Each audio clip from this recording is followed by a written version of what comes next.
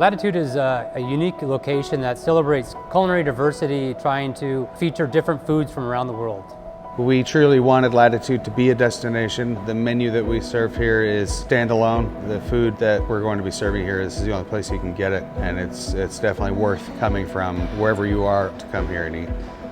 You know, these dishes were all created with a regional focus in mind. We spent a lot of time, a lot of effort to make them as authentic as possible. So that means we had to look for new product vendors, new providers, and even look at our equipment and make sure that it will meet the demands of the dish. Working at Cornejo and Cher, Latitude is certainly different, not only unique because of the building and the equipment that's in the building, but the culture of food that I learned that I had no idea about. That's what makes it different and special. I'm most excited for Latitude to show off our hard work.